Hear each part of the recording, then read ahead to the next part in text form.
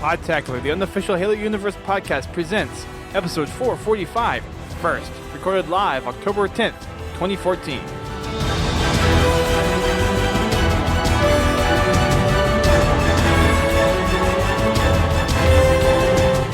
Hello everyone, welcome to Podtacular, the unofficial Halo Universe podcast. I'm your host, Duststorm. And I'm your other host, Biowolf. And this week we're going to take a look at some of the IGN first stuff that came out. If you guys don't know, IGN is hosting all this month Halo news coming out about the Master Chief Collection, and they've already started this week talking about a lot of new things that we hadn't seen on the Master Chief Collection so far. Lots of good stuff coming out, lots of things that I know Biowolf and I are excited about, and a couple other people that we've talked to are super excited to see. And we're going to kind of dive into just day by day what they've talked about, what they've released for the IGN first. And first thing, of course, is just taking a look at one of the new maps that we hadn't seen. There was one more map that hadn't been announced yet, and that, of course, was something that did actually get leaked and now is confirmed, of course, and that's Warlord, which is a remake of Lockout. Or, sorry, not Lockout, Warlock. I don't know why I said Lockout, but the final map is finally revealed. We finally have the final 6, which is Ascension, Lockout, Coagulation, Sanctuary, Warlord, and what's the other one I'm missing? Zanzibar, that's it.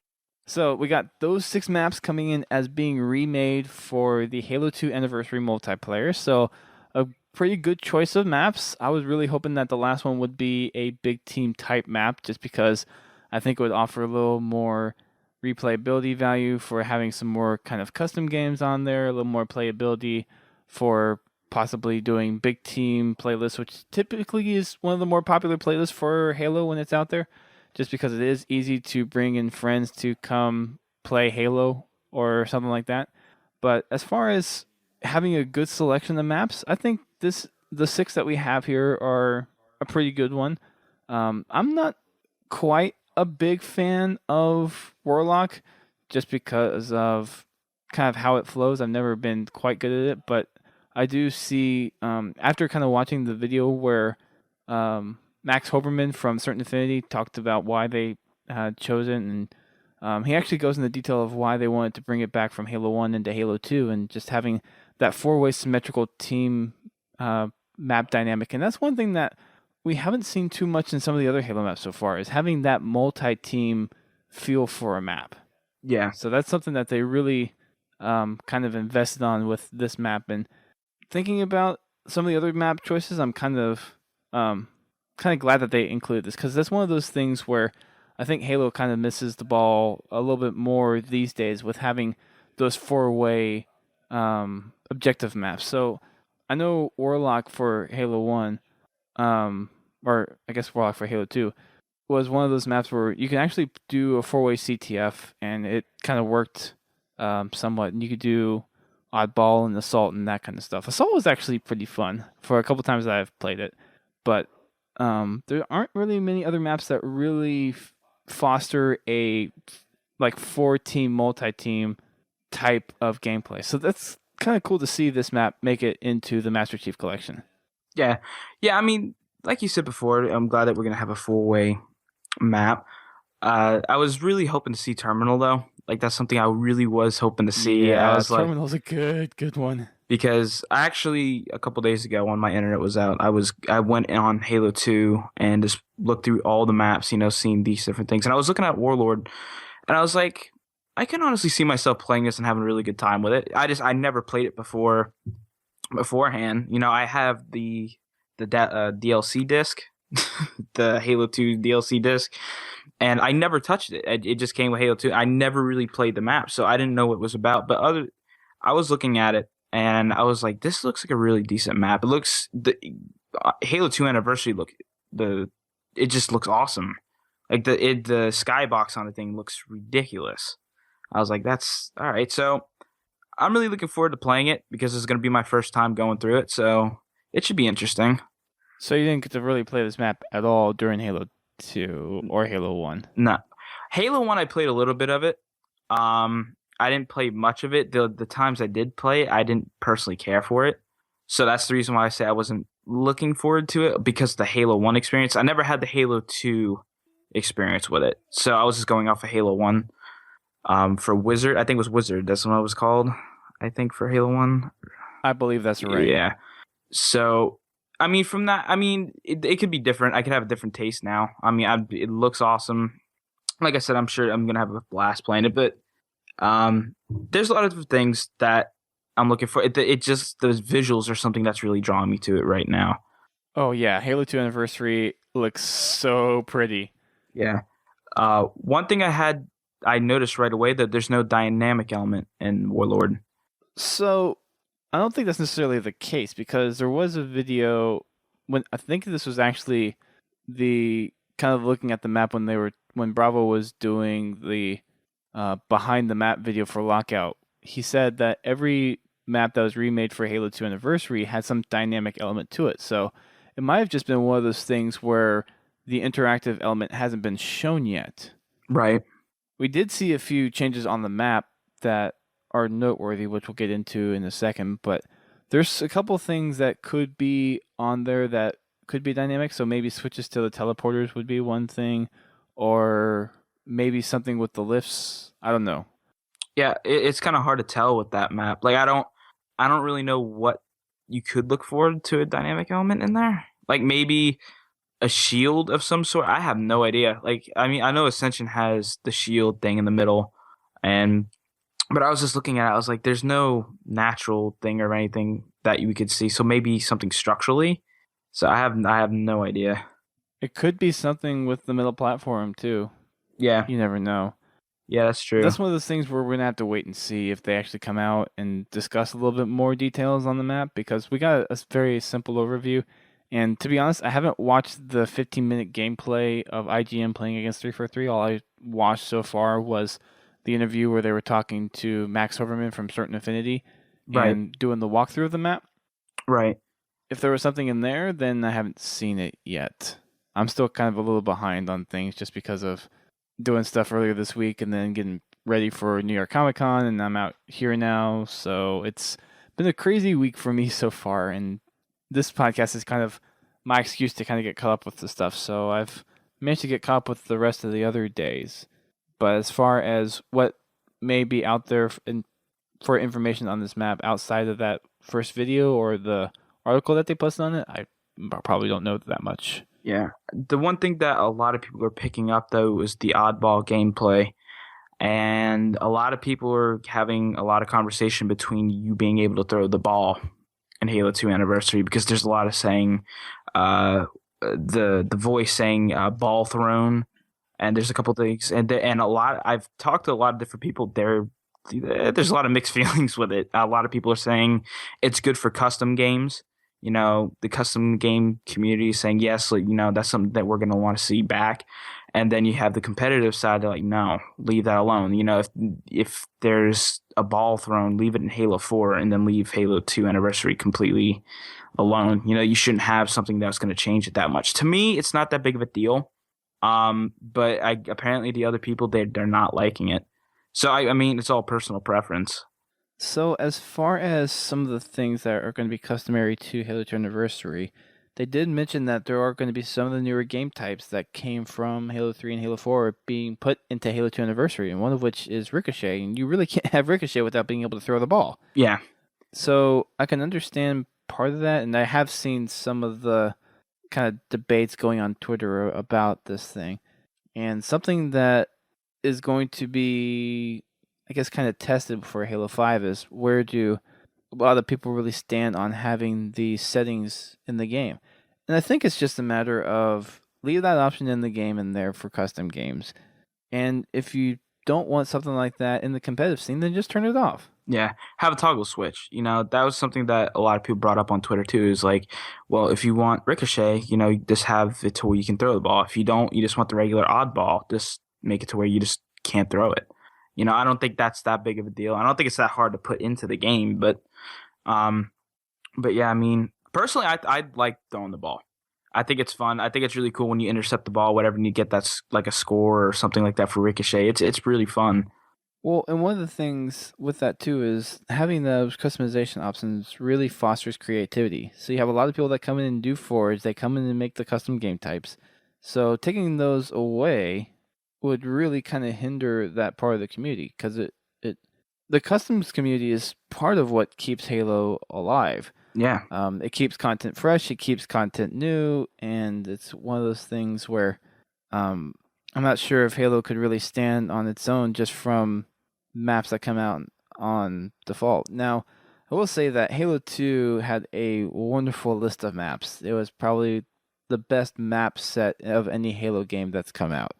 So it's hard to say kind of how Halo has evolved over time where Halo 1 all you could really do was change a few basic game type options, and then Halo 2 you had a few more options that you could go in and customize, and then Halo 3 you just had a full blown out forge and game type editor.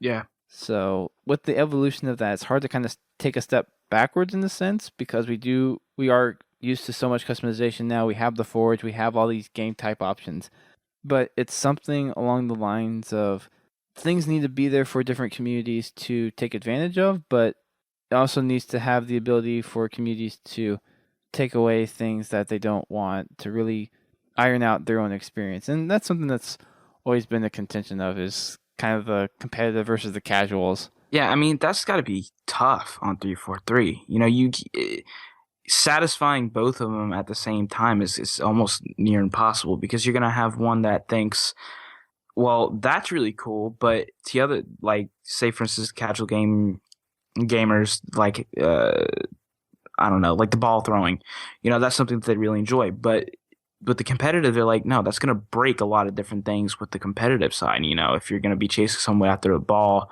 and they throw it, it's going to change a lot of. It's a game changer. So it's really tough, and it's I have to give it 343. I mean, they're doing an awesome job, but it's really hard to satisfy both taste of the community. I mean, you have one side of the coin that's going to face the other, and that's just how it's going to be.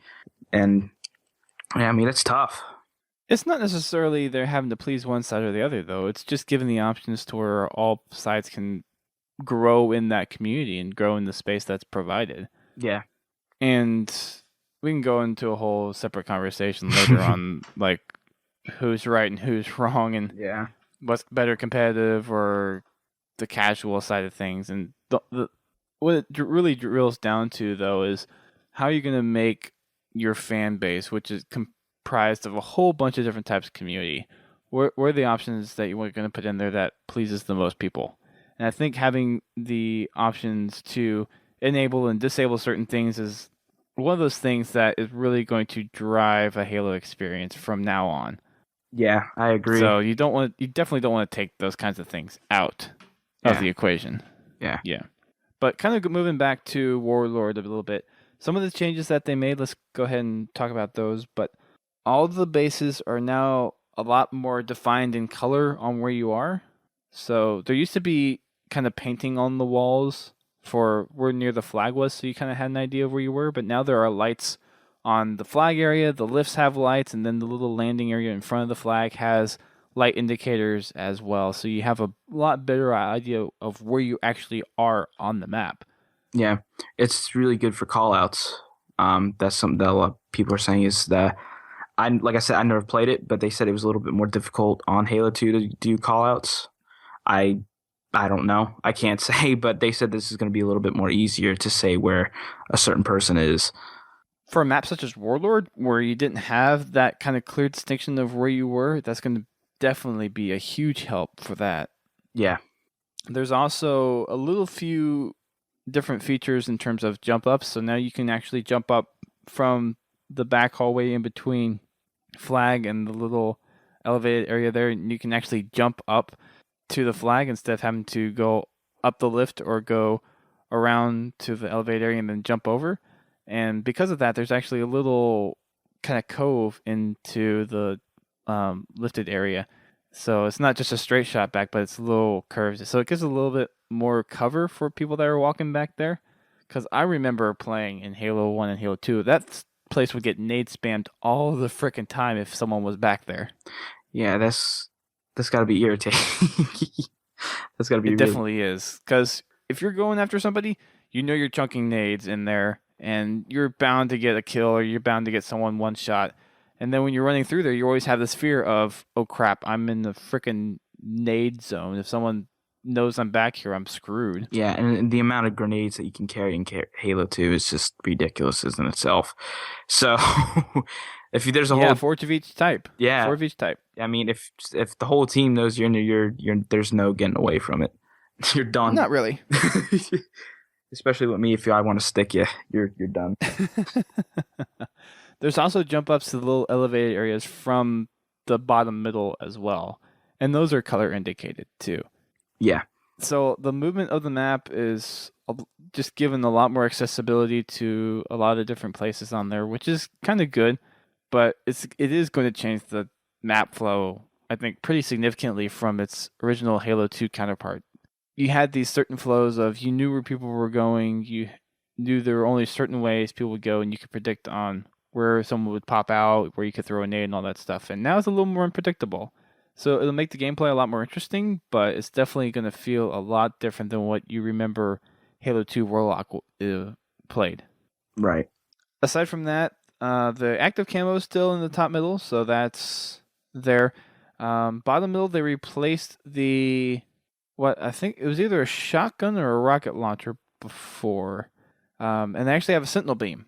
And from what Max Hoberman said during the walkthrough video, the sentinel beam has actually been buffed a little bit, so it has a little more power behind it, and that's going to be something that is a power weapon to be controlled from what he said in the video. Something to kind of mess around with, I think, when you actually go and play for yourself. But we got the sentinel beam back. That's one of those weapons that was only there for Halo 2. Yeah, it sounds really cool too. Like, I picked up on that really quick. It's like it sounds unique. Like, you don't hear anything like that. And the Sentinel Beam in Halo 2 was something that I really like messing around with. Like, if there was, like, when they exploded or whatever, that's the first thing I wanted to do to pick up. To me, I love messing around with it. I think you may have been one of the only people to say that ever. I'm different. I don't know. I'm different. There's no saying there is. Sentinel beams were a weird weapon to mess around with. It was kind of the precursor to the focus rifle, if you think about it. Yeah, and that's another thing. A lot of people didn't like focus rifle and Reach, and I liked it. I really enjoyed it. So you were one of a few, I would assume. Yeah. I did not like using the focus rifle at all. Yeah. To be perfectly honest. Yeah, I mean, it was used for different things. Like, there were certain things I didn't like about it at all, especially with certain custom games. Like, it was just annoying, but it had its uses. I'm not saying it's necessarily bad. It's just I was on the receiving end. I couldn't avoid it, and I couldn't use it, so I didn't like it. Yeah. There you go. But let's see. That's all that I recognized or I saw from a change in map perspective. Still nothing on interactive elements if those are there yet, but we have the big change, of course, is the two jump ups in front of the base, in front of the flag base, and then in front of the kind of jump up area in front of the flag base, and then the change to the colors. That's a little more identifiable for the map. Yeah. So that's kind of the first thing. That was what we got on Monday. We also had another thing come out on Monday that wasn't from IGN, but it was another screenshot of, it was an actual screenshot of coagulation from, I believe it was Red Base side, looking at the canyon, and it looked freaking amazing. It looked incredible. Coagulation is one of those maps that you could really go back to. And like, that's one map that everybody knows. Like, if you say Halo, you know, it's either Blood Gulch or Coagulation. And it looks incredible. It really does. I mean, I couldn't exactly tell what it was from the screenshot with that giant beam. Did you see that? Like, in the back? Yeah, so that just looks like it's part of the kind of the surrounding environment that's outside the playable area of coagulation, or whatever it's called now, I forget. Bloodshed. So as far as what I know of that, you can't really get to it. Maybe you can. I know we haven't seen too much in terms of gameplay. There was a little bit of gameplay in one of the later videos that IGN released this week, but just looking at that screenshot though, and knowing what you could go to in Blood Gulch, those beams were outside of it. But the kind of icon indicators or the little hologram things floating above the base, that's an interesting addition to having it there. I know that the little Forerunner symbols on the bases themselves were kind of the indicators at the time of what base you're at, but now we have these big holographic images that are being projected above each base where it's like you know what base you're at regardless. No, yeah, absolutely. They're pretty neat looking. Another thing I really picked up on was that structure that's kind of like collapsing or decaying, or I don't know exactly. It was on your right, if you know what I'm talking about. Like it was like a building of some sort. I'd have to pull up the screenshot again. Yeah, I mean, I was really wondering what that was. I mean, I don't know if it was just like a visual element that they threw in there, but it was neat looking. So if it's in the same area that I think you're talking about, then that would be where the rocks were in Halo 2's version in Coagulation. Yeah. So maybe they replaced the rocks with some kind of debris of a pelican or some kind of ship or something like that. It wasn't a ship. It was more or less like almost like a building or something. Like you would have to look at it. It was like pillars or. I'm trying to pull up the image now, so I forget what website it was on. Right. But the bases, I mean, they kind of look the same aside from a few little structural changes and the holograms above them, of course. Yeah. Then there was we finally figured out what the bridge was for. The little forge bridge that finally came out a while ago. Yeah, everybody was clueless as to what that was all about. They're like, what are you going to do with this bridge? Yeah. So it's cool to see what that's used for. And I like it. I like the bridge.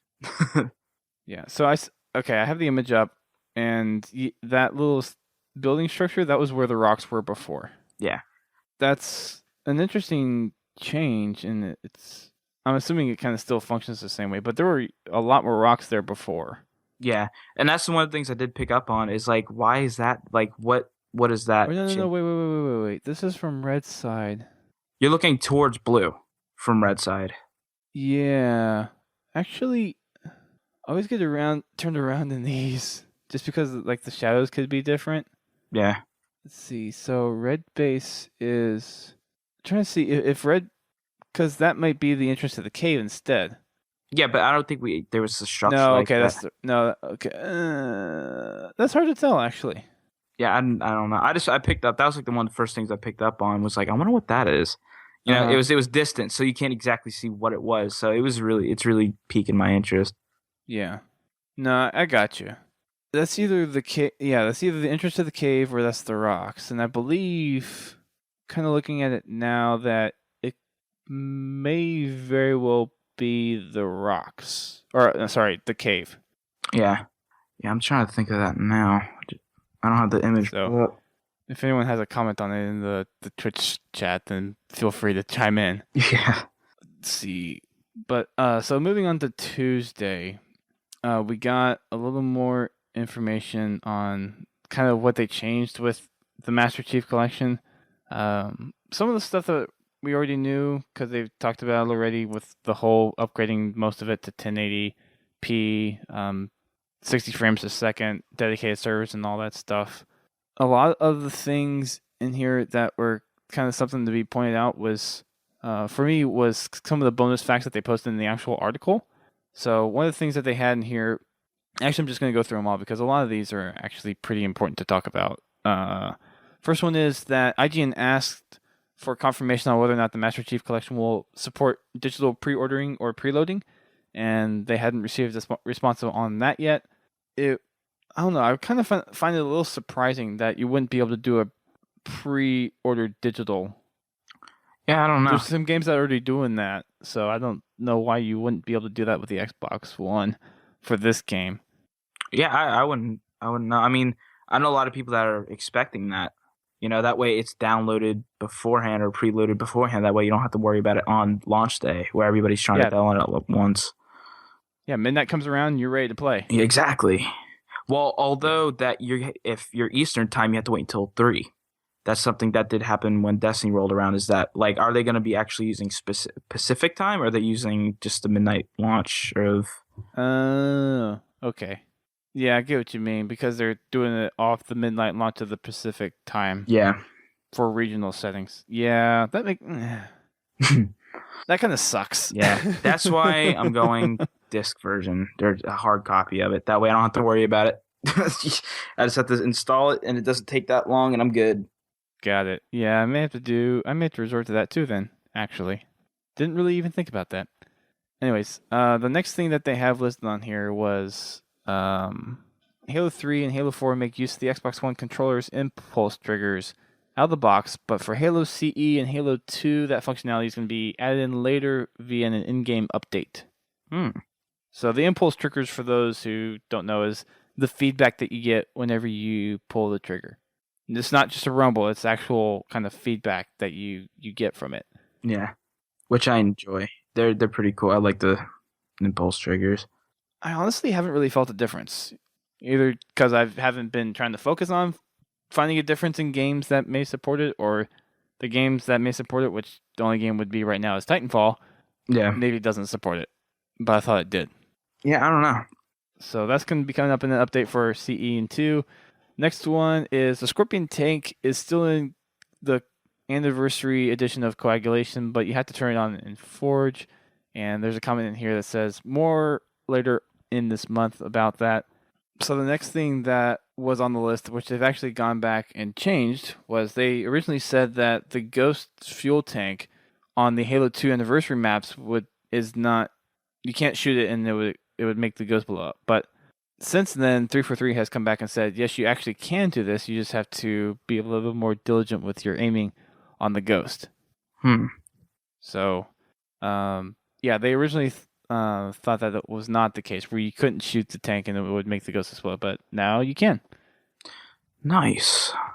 So, let's see. Next thing is the Halo CE Anniversaries Connect features are not supported in the Master Chief Collection.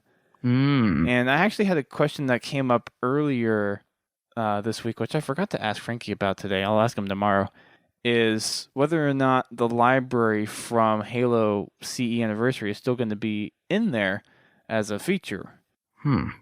My gut reaction to that, though, is that it will not be, because the Halo channel is going to be that one-stop shop for kind of Halo Encyclopedia stuff. So anything that would have been in the library for Halo CE Anniversary is going to be in the Halo channel anyway, so there's no reason to really duplicate that for the Master Chief Collection. Right. Which I don't think is a big detriment. It's something that I think a lot of people are going to go into the Halo channel, find it to be a pretty seamless experience, and then kind of just hop right back into it, just because of the whole app snapping and being able to go between apps and games without having to shut any one of them down, that kind of thing. Yeah, I was really wondering what they were going to do with the Kinect with Halo. You know, I used the Kinect a couple times with the CE. I enjoyed it. I was just wondering if they're going to bring something like that back for Halo 2 Anniversary. But, yeah, I guess they're not. And the last thing on the list, which is kind of blaring for some people, but if you actually take a minute to step back and actually think about it, we're still getting a pretty decent upgrade to it. But Halo's 2 campaign is not full 1080p. It's going to be running at 1328 by 1080. It's still running at 60 frames per second, but it doesn't have that full 1080p resolution, which isn't really such a bad thing, because if you get down to it, most of the screens that people are playing on, with the distance that there are from their TV, they're not really going to notice a pixel difference anyways. Yeah, I seen a comparison. I don't even remember which game it was, to 1080 to 720. I didn't notice a difference, really. I mean, I had to get up to the TV and look to actually see differences. So it ain't that big of a deal to me. But there are those people that are out there like, oh, well, this should be 1080p and all that. It's not that big of a deal, in my opinion. To make a note to that, though, it's only the Halo 2 Anniversary campaign. And another limitation of that, too, is just because they are running both the Halo 2 original engine code and the new engine code for the campaign side by side, and it does provide that instant switching. That's the reason why they can't go full 1080p on the campaign engine. Now, everything else, including the Halo 2 Anniversary multiplayer, and then every other game, does support full 1080p, 60 frames per second, and all the multiplayer, of course, runs off of dedicated servers. So that's not changing. It's just the Halo 2 campaign is not quite up to snuff when it comes to running at 1080p for the new graphics engine. Yeah. But it's still a huge improvement over what was originally on the Xbox when Halo 2 came out for it, which is 480p. Yeah, oh, absolutely. It's a huge upgrade, no doubt. Some other stuff that was in the video that they talked about for this article, which is actually titled "The Horse You Rode In On," is they had a couple game clips for the Coagulation remake. I gotta memorize these map names soon. So they had some gameplay there, and one thing that we noticed is that there's a Hornet playable. Yes. So the Hornet is confirmed in Halo 2 Anniversary as a vehicle.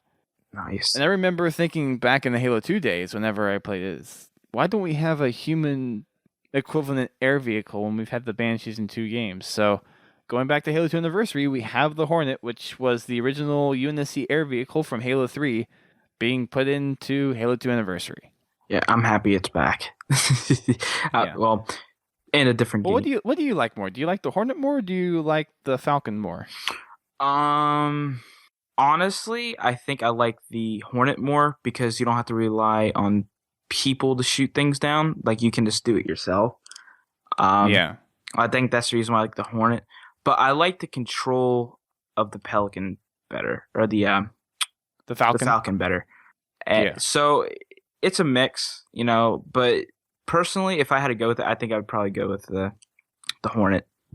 I was thinking about that a little bit when I knew we were going to talk about this on the podcast, and I think I mentioned before, sometime either a few episodes ago, or maybe it was just in passing to somebody, that my more preferred vehicle would have been the Falcon. But thinking about how to balance out against the Banshee, the Hornet actually makes a lot more sense because you do have the primary driver of the vehicle being able to shoot, where the Banshee, you have that same thing. The pilot's able to shoot. Yeah. And if I remember right, for multiplayer in Halo 3, all you could do on the Hornet passenger seat was shoot your primary weapon or whatever weapon that you had out. So yeah, you weren't getting too much of an advantage. It was more like a transport for the most part. And one thing that the human vehicles pretty much have now over the Covenant vehicles that they are, is you can actually transport people a lot more efficiently than you can with the Covenant vehicles. Because for the Covenant vehicles, the only passenger vehicle that you have is the Wraith, and then the Revenant. No, Revenant was Halo Reach. There was the other one in Halo 2. What was it called? Oh, I know what you're talking about. Dang it.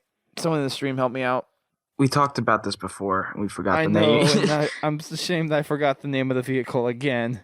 That's going to haunt me in my dreams. Anyways, someone in the Twitch stream will help us out.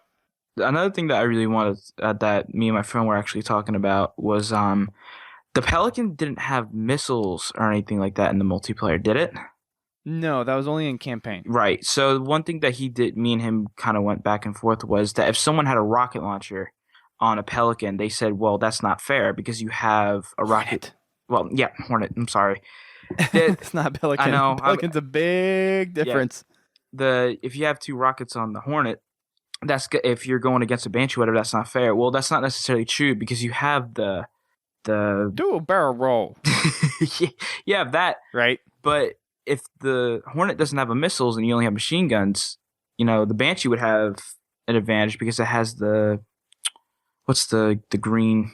The fuel rod cannon. The fuel rod. Thank you. Gosh, yeah, the fuel rod cannon, and then you also have the machine gun or the plasma deal for the Banshee.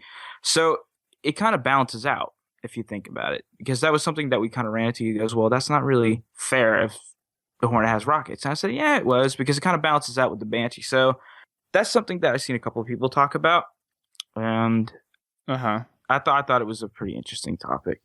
Yeah, it's something that will definitely. I think there's going to be a lot of discussion on it for a while, but it's not too.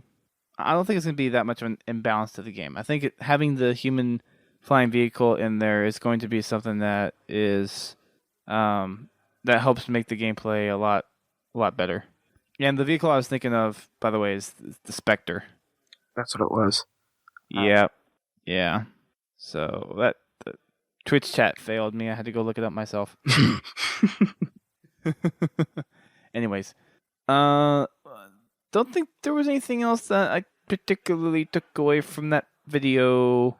They did talk about some of the history of how the game has kind of evolved over time and how Halo 1, Halo 2, and Halo 4 have really benefited from the upgrades. And of course, Halo 2 is getting the anniversary treatment, so we're seeing a bunch of new stuff there. And Halo 3 is not getting too much of an upgrade. Of course, as we know, it's only getting the 60 frames per second at full 1080p. There's nothing else they're really working on there. So taking a look at kind of the full package of what we're getting, it's pretty good. It's just Halo 3 is the oddball right now. Yeah, there's not too much going on with that. No, not really at all. I'm trying to remember. I don't remember if I was hearing this or seeing this. I can't remember. But did we see something with the silent SMGs in the video, or did we see anything? No, that was during the RTX panel. That's what I'm thinking of. All right. One of the weapons that they said was going to be in there was the silenced SMG. Okay, that's what it was. I remember seeing it somewhere or hearing it or somewhere. I just couldn't remember where. I was like, I don't think they've seen it. Or they didn't talk. That was RTX. So that's exciting. I can't wait to play with those again. I love them in ODST. Like those, just I love the SMG just in general, but the silenced ones are something I liked a lot. All right, so moving on, the next thing that we got was a preview of the Halo channel. So IGN's Ryan McCaffrey interviewed Kiki Wolfkill, and they kind of went through the Halo channel and what's going to be there a little bit. Nothing too much in terms of new information about the Halo channel that we know of. They kind of went over the whole fact that you're going to be able to kind of get some unlocks and bonuses for the games as you watch content, and there's going to be something that is always there in terms of a live feed that you can watch. So it's a set of programming that they're going to have available. So if you just kind of want to go in and watch anything generic Halo, then you just kind of go in, hit this live feed, and then you're instantly jumping into Halo content there. And of course, you can go through your programming if you want to just go through Forward Unto Dawn or watch something like Halo Legends if it gets up there at some point, or Twitch streams. All that stuff's going to be there for you. And they went a little more detail into the encyclopedia stuff as well. Whenever you finish an episode of whatever kind of media content you're watching, there's going to be some, depending on what it is, some encyclopedia content that you can browse through after you finish an episode. So, for example, if you finish episode 4 or 5 or 4 to Dawn, you could find out more information about Master Chief that kind of adds on to the story that you're currently watching. Now, when you were talking, I didn't actually see the whole Halo channel thing. Now, when you're talking about live, if you want to tune into something live, is someone live streaming? Like, is that something? No, so the live programming thing, from how I understood it, was just this set of programming that it's basically like live TV in a way, but the stuff that you're watching isn't necessarily live. Okay, I understand what you're talking about. It's just like your regular like cable channel. Okay, I got you. Yeah, I was kind of confused. I was like, is someone streaming or like how? But all right, so that's cool. There wasn't anything else that they mentioned too much in terms of being able to like go around what you can see. A lot of the stuff that we already knew was there. They went a little more detail into what they wanted to do with the whole Twitch integration and how the kill feed's there, and kind of making it a little more social, kind of like a ESPN live view of what's going on for sports. Yeah. But again, no new information that I particularly pulled out of it, so to speak. Moving on, day 4 was the that was achievements, right? Or was it playlist? I don't. I think it was playlist actually. I think it could. It was either achievements or a playlist. I can't remember. Yeah, it was playlist. I'm looking at the dates now. Yep, playlist. So we got the initial playlist that's going to be coming out for the Master Chief Collection. It's going to be spanning across multiple games. There's quite a few of them here too, so we'll just go down the list one by one. First one is going to be Team Halo 2 Anniversary. So it's going to be a mix of Team Slayer and objective game maps on the Halo 2 Anniversary maps for 4v4 teams. Seems pretty typical. I think that a lot of people we're going to see in that one.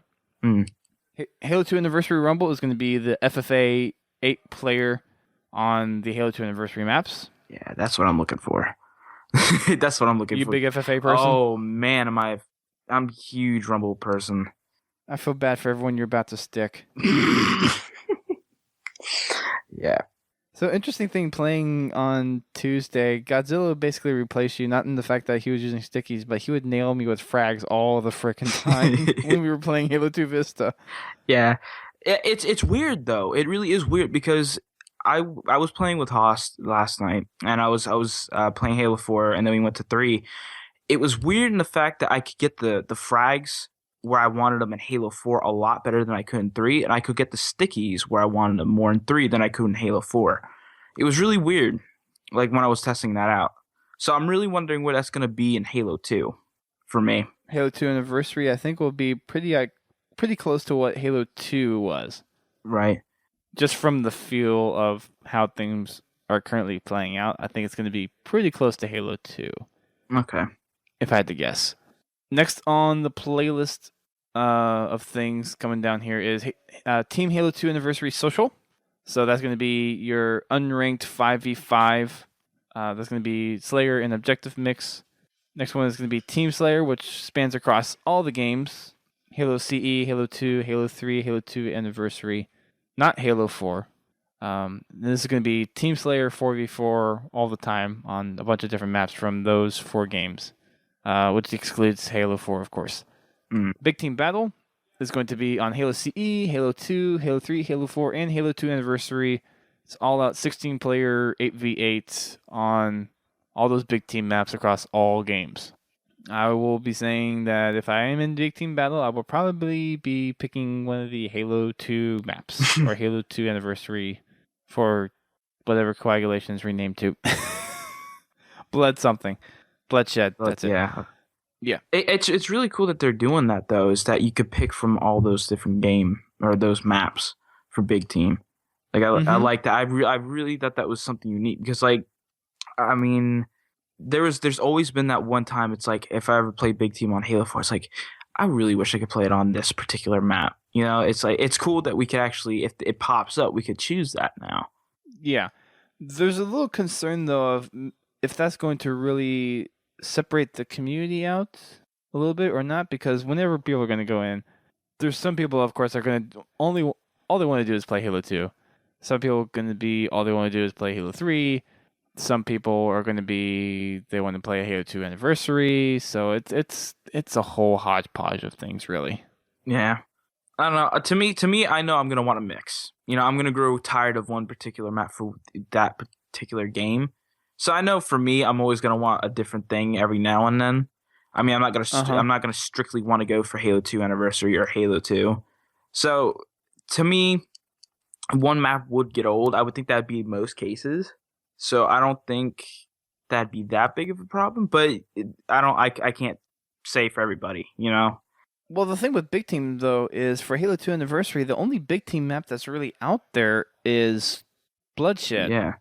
Which, if you think about it, I mean, yeah, Coagulation was a freaking fun map, but I also remember that whenever I had fun with it, I was playing the map for 3 freaking hours like CTF. Yeah. Or something like that.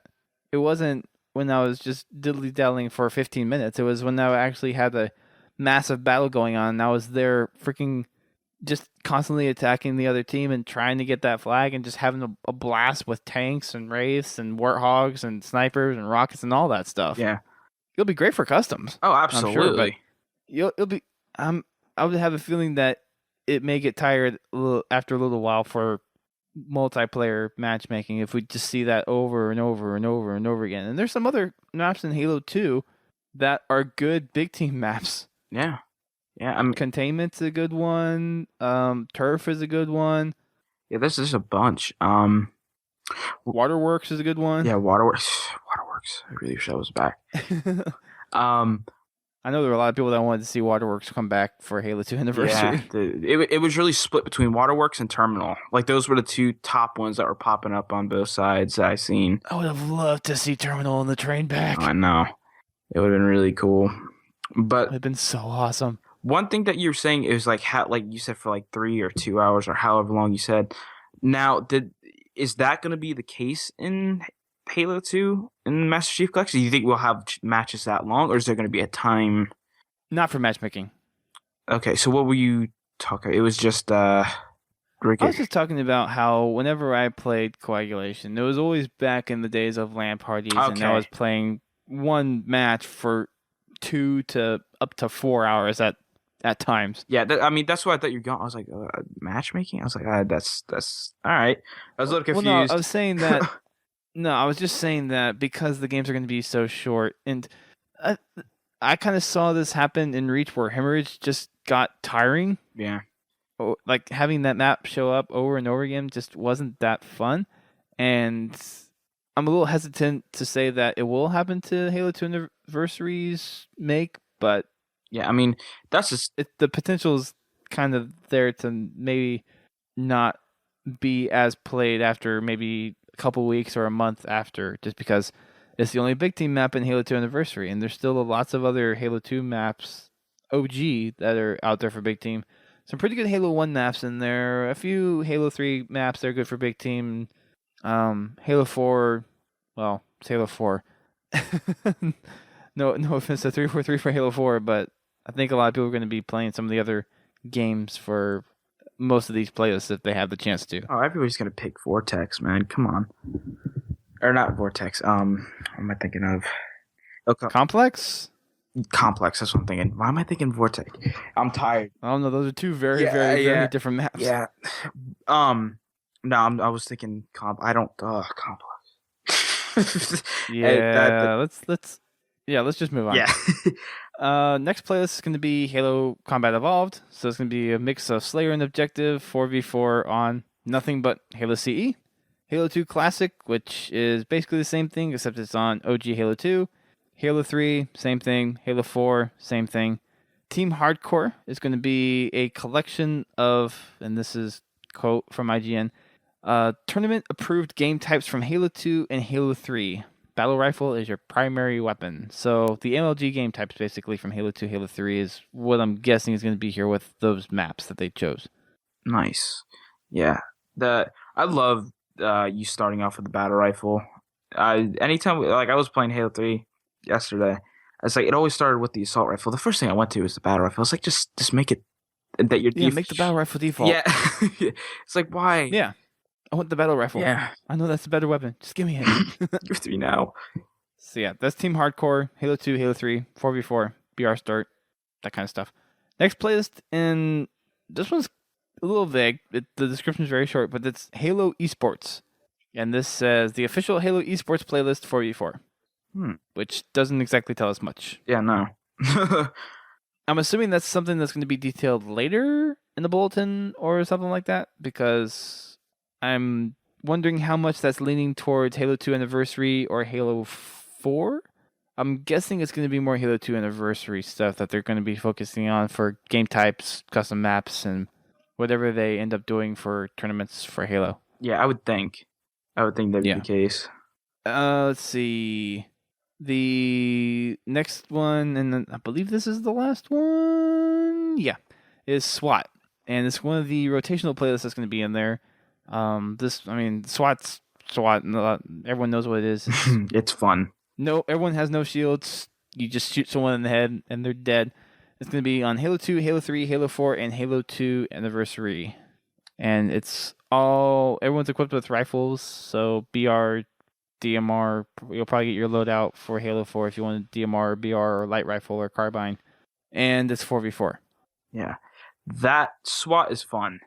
It is so much fun. It depends on the map for me. Like, SWAT can be fun, but there's also cases where depending on how the connection is, sometimes you can't help but just suck. Yeah, I mean, there's been several cases of where like the entire opposite team was just like their internet connection was horrible, and it just you shoot them in the head 4, 5, 6, 7 times, and it wasn't killing, and then they'd shoot you onto your head. It's like, come on. But yeah, I think the reason why I like it so much is because I'm good at it. I usually come up on the top player like when I actually do it. Not to say anything against anybody else, but it really is fun, and I think Frankie's the one that likes that a lot too, isn't he? Isn't he a huge SWAT player? Yeah, and that's really strange to me that Frankie's a big SWAT person. I don't know. He has. He just doesn't come across to me as the SWAT type because he's not super competitive, but he loves SWAT. I don't know. He has good taste. That's all I know. I will make sure I tell him that tomorrow in person when I see him. All right. You have another fan that loves SWAT, and he appreciates that's one of the first playlists coming out. So that's all the playlists that we're going to see for the initial playlist launch of the Master Chief Collection. So again, that is Team Halo 2 Anniversary, Halo 2 Anniversary Rumble, Team Halo 2 Anniversary Social. So basically, it's Team Rumble and Social for Halo 2 Anniversary, Team Slayer, Big Team Battle, Halo CE 2, 3, and 4, Team Hardcore, Halo Esports, and SWAT. There you go. Good stuff. Yes, good stuff. And then last but not least, today, IGN announced the full list. You heard right, the full list of achievements coming to the Master Chief Collection, which there are a lot of achievements. 400 achievements for 4,000 gamer score. Oh, man. Or I think it's... Oh, no, it may not be 400 achievements, but it's 4,000 gamer score for cross-4 I think it was 403 achievements, if I remember it correctly. Holy crap. Honestly, I think that's what it was, 403 achievements. My goodness gracious. I got some more cut out. One... Everyone has... And I'm planning on getting all these achievements, too. Oh, absolutely. One achievement that people are talking about, though, is that I've seen popping up was Lasso. Yeah, so this is the first one on the list, actually. And we'll go through these one by one, just because I haven't had a chance to take a look at them yet. Mm-hmm. IGN actually categorizes them into 5 different buckets. So there's an overall achievements, Halo CE, 2, 3, and 4 achievements list. So starting with the overall, and of course at the top is Lazo Master. And this is complete the Lazo playlist for every Halo game. That means playing Halo 1, Halo 2, Halo 3, and Halo 4 campaign, all Lazo. Ouch. That's not going to be my first achievement I'm going after. Now, I don't know if this is going to include the Silver Skulls, aka Cowbell, I Would Have Been Your Daddy, Grunt Birthday Party, and Blind for Halo 3 and Halo 4, and whatever they decide to do for Halo 1 and Halo 2. Yeah, but wasn't that all skulls on, though? So Halo 1 never had skulls. That is true. So I don't know if they're going to add skulls in for Halo 1 or difficulty multipliers. I haven't seen anything coming out so far about having Halo 1 have skulls. Someone in the Twitch stream, correct me if I'm wrong. But Halo 2, they're going to have all the original skulls in there from the game that you go and find. And then there's going to be extra skulls to change up the game further. So I'm guessing you got to activate all of those. But in Halo 4, you didn't actually have to use Blind in order to get the laser requirements to have the, I believe it's an armor permutation that you can unlock for Halo 2 or Halo 4. I think so. So, yeah, you didn't, and for the commendation, so you didn't have that blind skull there. So I wonder if they're gonna keep that requirement as part of having to do Halo 3 Lazo and Halo 4 Lazo, or if they're gonna be a little lenient on that and say you don't have to do blind.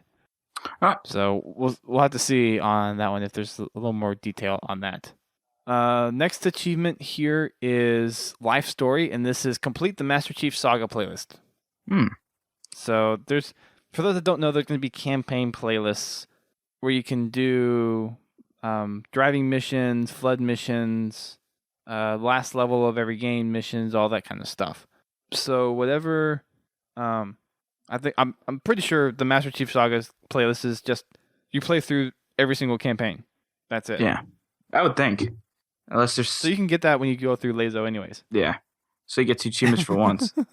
I don't think. Well, there's a lot of achievements in here where you can get a lot of them in one go. Yeah, Lasso, or however you say, I say it Lasso, but if some people say Lazo, some people say Lazo, it doesn't really matter. Regardless of how you say it, I know that's not.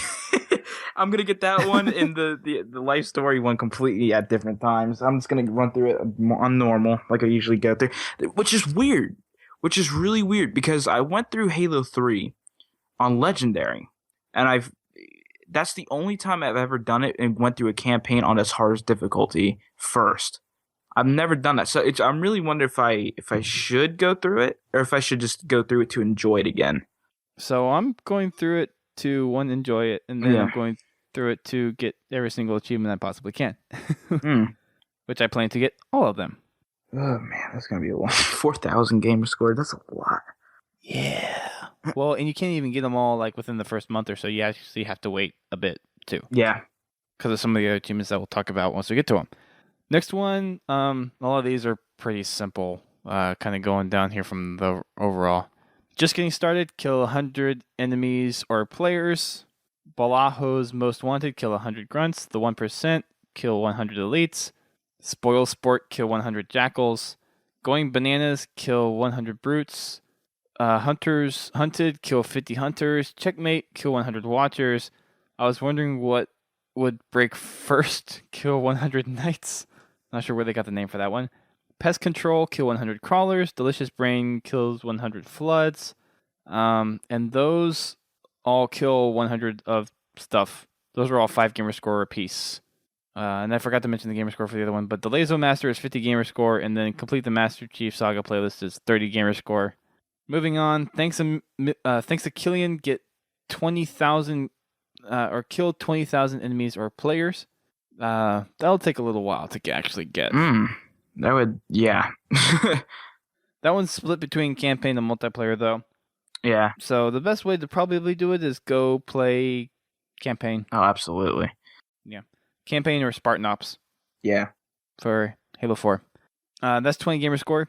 Next one is The Guardians Are Coming, and that is Get Killed by the Guardians. That's pretty simple to do. Yeah, that's... Just go to Snowbound, walk out of bounds. There you go, 5 gamer score. Mystery Achievement, 5 gamer score. So we don't know what that one is yet. Stick with it. Play a multiplayer or co-op game at least 3 months after your first game. 5 gamer score. So just after everyone gets to day 1, just come back 3 months later and play it again. That's all you gotta do. Next one is Herald of the Reclamation, and this one is 20 gamer score for completing all the campaigns on easy. Veteran, completing all of them on normal for 30 gamer score. War Hero, that's heroic for 40, and then Legend for legendary difficulty, and that is 50 gamer score. So if you go through the campaign run once, you can get the Master Chief, like if you do it on legendary, you can get the Master Chief Saga, you can get all the difficulty ones, and that will add up to 270 gamer score. Yeah, you like if you go legendary run on this thing for your first run of everything, you can unlock a lot of gamer score just from your first run, because you'll get all the kill X amount of enemies, or you'll get most of them, and then like going through and activating terminals, finding stuff, anything that's campaign related, you could probably get in one go. Yeah. One thing that I'm really going to be interested in seeing is the people going back for speed runs again. For Halo 2 Anniversary and Halo 1 and all of them, to see who could get... Well, one of the things, too, that is because of the 1080p and 60 frames per second upgrade, some of those tricks might not be relevant anymore. Yeah. They may not even work. Yeah. So that's what I'm saying. I mean, it's going to be interesting to see. And another thing that I'm really interested in is seeing who's going to have the fastest time to beating all the campaigns at the, like, who finishes the fastest time. The only reason why I haven't said that before is because it's all on one disc. So would that count more? I had this discussion with my friend. He goes, would that count more as just having it as a disc, or could you go through it and, because you don't have to change disc out, you don't have to worry about that time delay. So you'd have a more what is it called? Anyway, but that's something I'm looking forward to anyway. Got it. Let's see. The next one in here is Lore Master. Activate every terminal, and that is 30 gamer score. Then you have Throne of Bones, which is find and claim all the mission skulls in Halo CE. Oh, so there are skulls in Halo CE. Halo 2 and Halo 3. Huh. Wait, were there skulls in Halo CE Anniversary? There was. That you could find? When I thought you were talking about Halo C, I completely... Oh, that's right. Oh, I forgot about those. Yeah. Yeah, that's right. I totally forgot about those. So there are skulls in Halo CE. Yeah. Cool. There you go. Next one is Your Journey Begins. Complete a campaign mission or a match of multiplayer. So that's going to be pretty simple. That's 5 gamer score. So basically play just one game of anything. Where Am I? Complete 10 missions or multiplayer games. That's 5 gamer score. Tempered Blade. Win 10 multiplayer games, which is 5 gamer score. Game On, which is complete 50 missions or multiplayer games. That one's going to be pretty easy. Yeah. You just play through campaign. Yeah. Or Spartan Ops, even for that matter. And that's worth 10 gamer score. Contender, win 50 multiplayer games for 10 gamer score. I got this, complete 100 missions or multiplayer games for 10 gamer score. Forged in Fire, win 100 multiplayer games, 10 gamer score. Can't Put It Down, complete 150 missions or multiplayer games, 10 gamer score. Sharpshooter, win 150 multiplayer games, 10 gamer score. Bonus level, complete 200 missions or multiplayer games, 10 gamer score.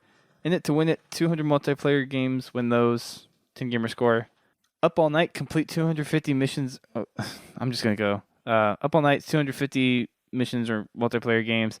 Battle Hardened, win 250 multiplayer games. Can't Get Enough, complete 300 missions or multiplayer games.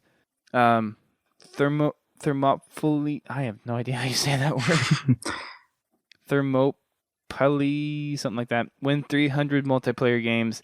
Committed, complete 300. Wow, there are a lot of these. Yeah.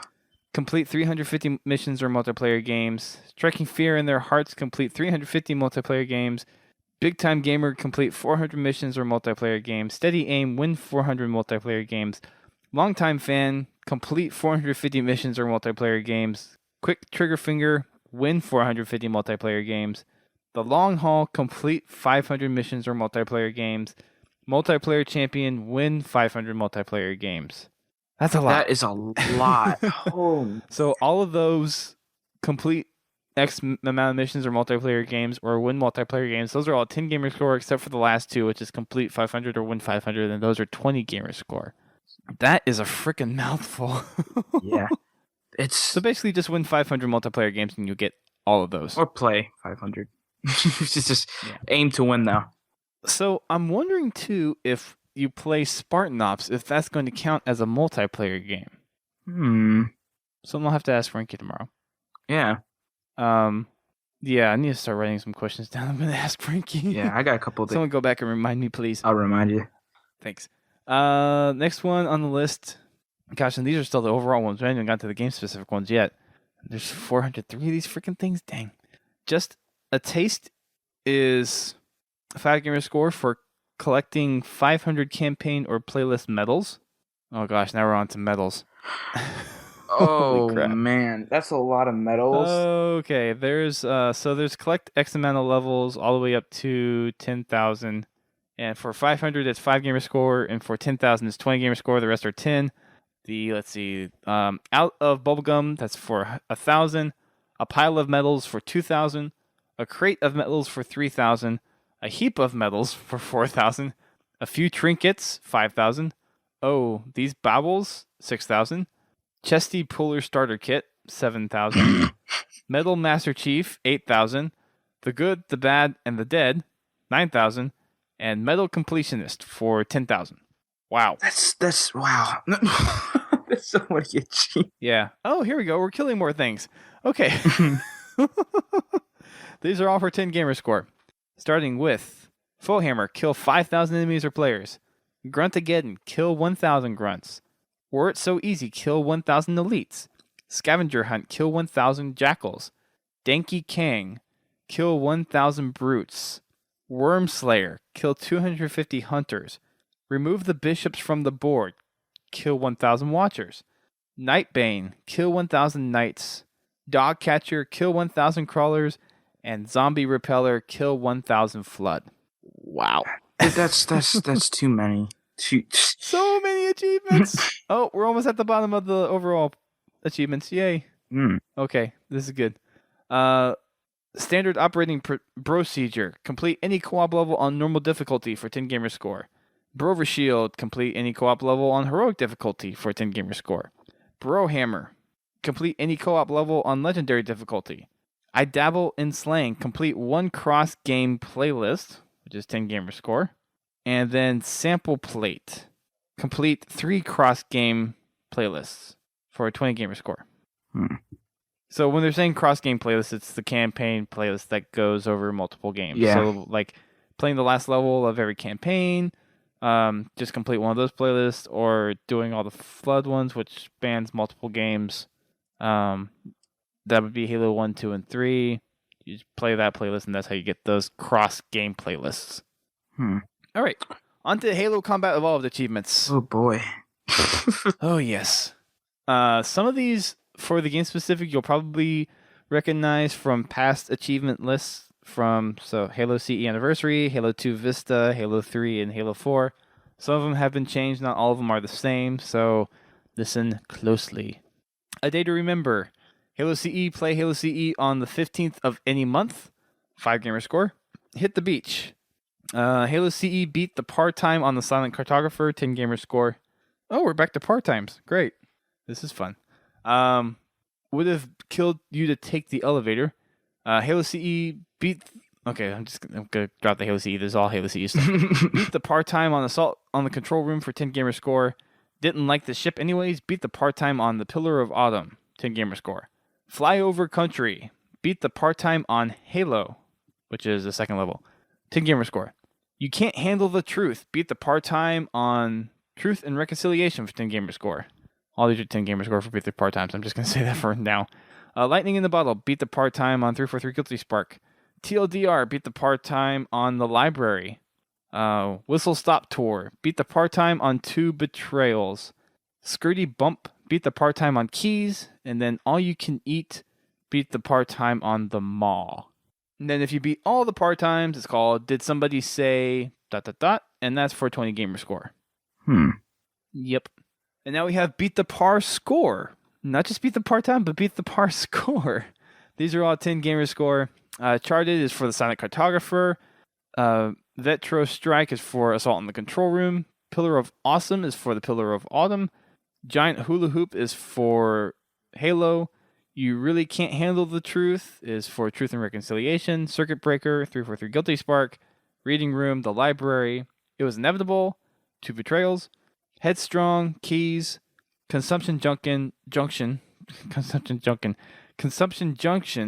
The Maw. And then if you beat the par score on all Halo CE levels, it's called Overachiever, and that one is 20 gamer score.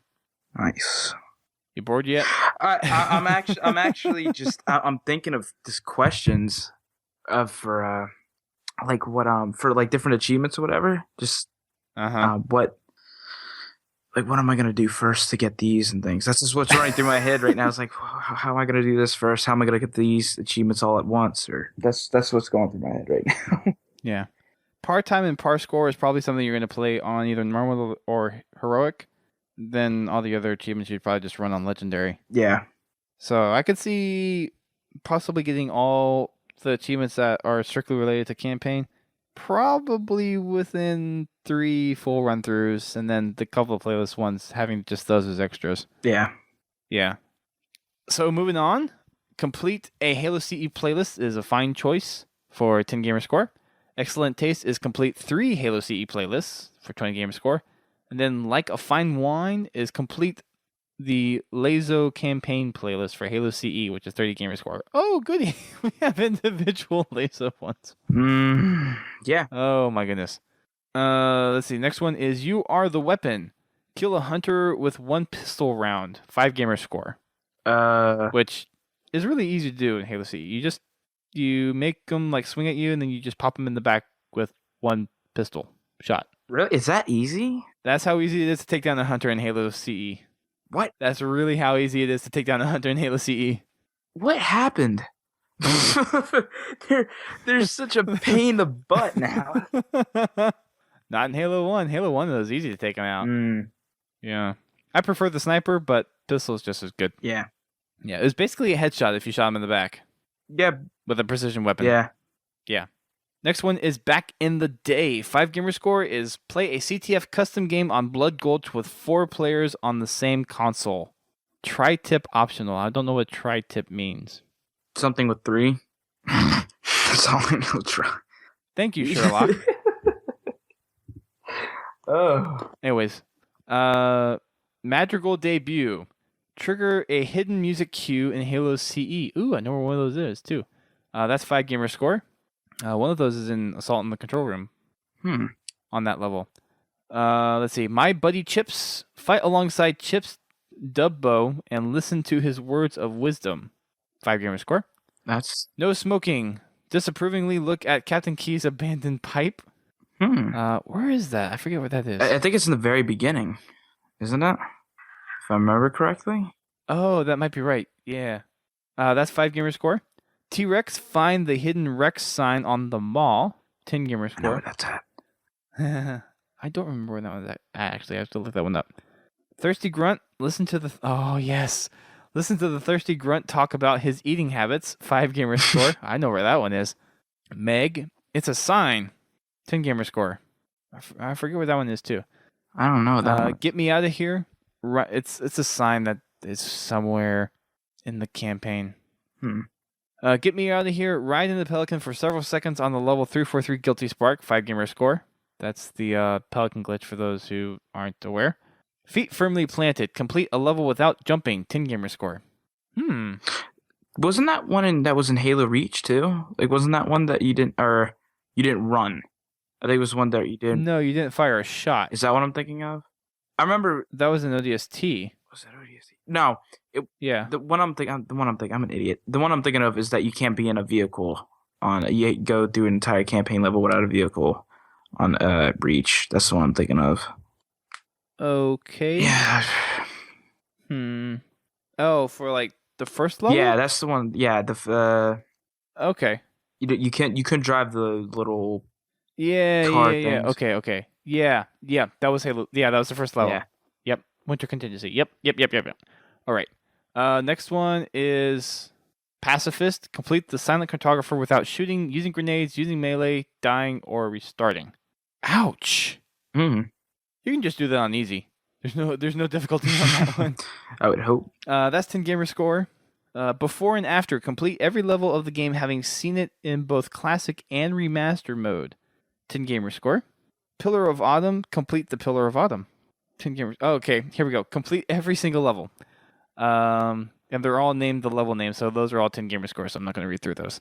Next one, is Arrival. Activate the Terminal 1 on the Pillar of Autumn.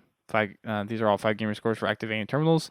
Sacrifice is Terminal 2 on Halo. Splinters is Terminal 3 on Truth and Reconciliation. Idle Hands is Terminal 4 on the Silent Cartographer. Hitchhikers May Be Escaping Convicts is Terminal 5 on Assault on the Control Room. Barely Contained is Terminal 6 on 343 Guilty Spark. Cuis Custodiates. Oh my gosh, I'm butchering this. Cuis Custodiates Ipsos Custodes, I think is how you would say something like that. Activate Terminal 7 on the Library. Memories, activate Terminal 8 on Two Betrayals. Mind Games, activate Terminal 9 on Keys. And Kilotons of Fun, activate Terminal 10 on the Mall. And then, of course, if you activate all the terminals, you get Dear Diary for 20 gamer score. I wonder why they're using some of the ODST references in here. Yeah. All right. Skull Taker for every single skull in Halo CE Anniversary for the remastered mode. Each one of those is 5 gamer score. There you go. A few more to go for the Halo CE specific ones. There are a lot of these. Wow. Why did I decide to read them all? I'm dumb. Anyways, Headhunter, find and claim all skulls in Halo CE, 20 gamer score. Greenhorn, complete every level of the game on easy, 10 gamer score. Birth of a Spartan, complete every level of the game on normal. Believe in a Hero, complete every level of the game on heroic, that's 20 gamer score. Living Legend, complete every level of the game on legendary difficulty, 30 gamer score. He's Unstoppable, complete any level on heroic difficulty or higher without taking health damage, 10 gamer score. That's going to be hard. Yeah, that's going to be really difficult. I'm trying to think which level would be best for doing that on. And this is CE? Yeah. I'm not sure. Maybe Assault on the Control Room if you glitch the spawn points. That's true. Or Two Betrayals, actually. I don't know. Yeah, that one's hard. Yeah. I'm sure. At least it's just heroic and not legendary. Yeah. Oh man, if it was legendary, I wouldn't. Ugh. That'd be nuts, right? Yeah, that wouldn't be fun. Yeah. Let's see. Next one is overshields are for sissies. Complete the Pillar of Autumn on legendary without picking up an overshield. That's not too hard. No. Walk it off. Complete the Pillar of Autumn on legendary without picking up a health kit. That's a little more difficult. No Fly Zone. Destroy 3 of the 4 Banshees on Halo during a single playthrough. How Pedestrian. Complete Halo without entering a vehicle. Close Quarters Combat. Halo. Complete the Truth and Reconciliation with at least 4 rounds left in your sniper rifle. You just have to remember to take your sniper rifle all the way with you. Yeah. That just happened. Complete the library on heroic or legendary difficulty without dying. That's actually not too bad. Look out for the little guys. Complete 2 betrayals on legendary difficulty without killing any grunts. Leave it where it lay. Complete 2 betrayals on legendary difficulty without picking up any new weapons. All according to plan. Kill the first group of enemies on Truth and Reconciliation without being detected. That's. Beachhead. I was just gonna say that's how do you do that? That's actually not that bad. It's really not. All right. I'll take your word for it. Beachhead. Storm the Silent Cartographer Beach with no marine casualties on heroic or legendary. Wraith Hunter. Destroy 4 Wraith tanks and assault in the control room with the Scorpion tank. Tying up loose ends. Kill every elite on the level keys on heroic or legendary difficulty. And this side up. Complete the Warthog ride of the mall without being forcibly ejected from your vehicle. And those are all 10 gamer score. And I believe most of those were in the Halo CE Anniversary achievement list, if I remember right. Yeah, I'm thinking. I don't remember the top of my head. So those are all Halo CE achievements. And now we're on to Halo 2. And we're getting that much closer to the end of this episode. There's a lot of information that came out this week. Freaking crazy. So these are all Halo 2 specific achievements coming out. Back at it. Play a game of Halo 2 Anniversary on the 9th of any month. There you go. Find all the skulls. 5 gamer score apiece. If you find and claim all the skulls, it's 20 gamer score called Trophy Collector. And then these are all activating terminals. These are all going to be 5 gamer score. Curious is for Terminal 1, Inquisitive for 2, Examiner for 3, Inspector for 4, Fascinated on 5, Enchanted on 6, Enamored on 7, Determined on 8, Delighted for 9, Knowledgeable on 10, Scholar for 11, Reviewer for 12, Obsessed for 13. And of course, those are all on each of the subsequent maps or campaign missions for Halo 2 Anniversary. And of course, if you get them all, it's called Walking Encyclopedia for a 20 gamer score. Next one is Don't Hanger Around. This is so we're doing Beat the Par times for all of these. These are all going to be 10 gamer score. Don't Hang Around is for Cairo Station. Rooftop Runner for Outskirts. Speeding Tickets for Metropolis. Oh, crap, I hate this word. YOLO Strats. Seriously, that's what it's called. YOLO Strats for the Arbiter. Oh, boy. Read the Strategy for the Oracle. So You Don't Want the Tank for Delta Halo. I Regret Nothing for Regret. Terminal Velocity for Sacred Icon. Hot Zone for Quarantine Zone. Force of Will for Gravemind. No Man's Land for Uprising. Feeling Charitable for High Charity. And Are We There Yet for The Great Journey. And then if you beat the part-time on everything, it's going nowhere fast for a 20 gamer score. And just like Halo CE, we have Beat Par score for Halo 2. These are all 10 gamer score, with the big total one being 20 gamer score. Bomb Squad is for Cairo Station. Objective Secured for Outskirts. Ripple Fire for Metropolis. Hearsay Will Not Stay My Feet. Or Heresy Will Not Stay My Feet for the Arbiter. Leave None Alive for the Oracle. Boundless for Delta Halo. Fist of Fury for Regret. Guided Tour for Sacred Icon. The Doctor Is In for Quarantine Zone. Official Business for Gravemind. The Hype Is Real for Uprising. Scorched Earth for High Charity. Frequent Flyers for The Great Journey. And then Arcade Owner for all par scores beat for Halo 2. Next one. Seconds. Complete a Halo 2 playlist for 10 gamer score. Back for more. Complete the Halo 2 Lazo campaign playlist for 30 gamer score. Connoisseur. Complete 3 of the Halo 2 playlists for 20 gamer score. 6 pedals, 4 directions. Drive a scorpion while playing as the Arbiter. 10 gamer score. Bet you can't stick it. Stick a plasma grenade to a stealthily on outskirts for 10 gamer score. The Return of Meg. The description is she's not picking up for 20 gamer score. I'll have to look into that one. Yeah. Cowardly Grunt. Listen to the Cowardly Grunt's woes. 5 gamer score. Siege of the Ivory Tower. Listen to a hidden music cue on Halo 2. Where is that one in Halo 2? I didn't even know that existed. So yeah, the Siege of Magical is hidden in every single Halo campaign. Yeah, I didn't know that. Learn something new every day. I forget what it is in Halo 2. 5 gamer score. The Chips Dubbo. Fight alongside the legendary Chips Dubbo and listen to his words. So I guess he's back in Halo 2. 5 gamer score. Rex Sword. Grab the energy sword on the level outskirts. 10 gamer score. 10 minutes too early. In the Oracle, find the holo drone before the heretic leader activates it. 5 gamer score. He's running a marathon. Spot the developer in the opening scene of Gravemind on Legendary and Classic mode. Okay. Not sure what that one is. And I actually haven't heard of that Easter egg. Anyways, that's 5 gamer score. Hi, Ben. Says, oh, hi. I know where 5 that's gamer at. I know where that's at. All of these Easter eggs becoming achievements. E. View both signs in the level Metropolis.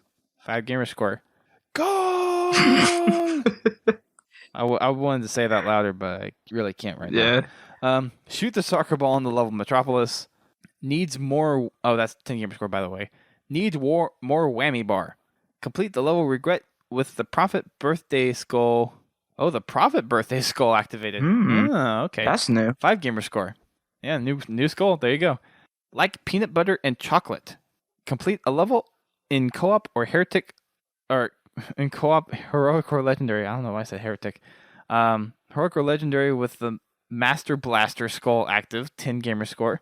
Starved for shields. Complete a level with only the streaking skull active on heroic or legendary. Tighten up the graphics. Complete every level of Halo 2 having seen it in both classic and remastered. 10 gamer score. Commuter. Complete Metropolis without entering a vehicle on heroic or legend. Oh my gosh. On heroic or legendary. 10 gamer score. He never gets me anything. Complete Delta Halo without entering a vehicle on heroic or legendary. 10 gamer score. Complete every campaign mission is separately 10 gamer score apiece, and then collectively 20 gamer score. 10 gamer score for easy, 10 gamer score for normal, 20 gamer score for heroic, and 30 gamer score for legendary. Next one is Scarab Lord. Acquire the Scarab Gun. 20 gamer score. Silent but deadly. Kill 7 opponents from behind in a row without being spotted. 10 gamer score. You can do that on Delta Halo, I think, actually. Demon. Complete any campaign level without dying on normal or harder. That's not too hard. No. 10 gamer score. Go Ape Shiv. Kill an enraged berserk brute using melee. 5 gamer score. And so it begins. Collect the Master Chief toy in Delta Halo. Master Chief toy? Yeah, that just popped up. There's a toy? Maybe that's something new. Yeah, because I don't remember seeing that or hearing about it in the original. Huh, that's interesting. Neither do I. That's 5 gamer score. Regrettable turn of events. Collect the Prophet of Regret toy in Regret. Yeah, I'm. These got to be new. I'm thinking these are new. These are probably new. And these are all 5 gamer score for these toy things. The Will of the Prophet. Collect the Arbiter toy on Sacred Icon. Chieftain of the Brute. Collect the Tartarus toy on Quarantine Zone. Don't Make a Girl a Promise. Collect the Cortana toy on Gravemind. My Work is Done. Collect the Librarian toy on Uprising. I Like Crazy. Collect the Rampant Cortana toy on High Charity. And then Fearic Solution. Collect the Didact toy in The Great Journey. Then if you collect all of them, it's called Toy Box for 20 gamer score. And then last but not least for the Halo 2 achievements, Dirty Bird, Fly, the Heretic, Banshee. 5 gamer score. The toy ones are really cool, actually. I'm actually wondering where to find those, like where they could be. It's going to be like little collectibles. Yeah. I wonder if there's going to be some kind of trophy case that you're going to be able to see these in. That or something. Yeah, that'd be pretty cool to see. I wonder if they would do anything. If they maybe change something. I don't know. Like a skull, like how it changes something. I don't know.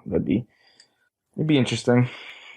I'm wondering if it'll unlock something maybe in Halo Channel. Good point. That could be a possibility. Yeah. So that might be it. Moving on to Halo 3. Hopefully we'll get to these soon. Mind the Gap. 4 vehicles, 1 gap on Legendary using Cowbell, Catch, Thunderstorm, Mythic, and Tough Luck. That's 10 gamer score. Begins with a single step. On Savo Highway, complete the level without entering a vehicle. 10 gamer score. Who Needs Them? On the Ark, complete the level without entering a vehicle on Legendary. 10 gamer score. Phantom Hunter. Destroy 3 total Phantoms on the Covenant. 10 gamer score. Complete every mission of Halo 3 individually for a 10 gamer score apiece.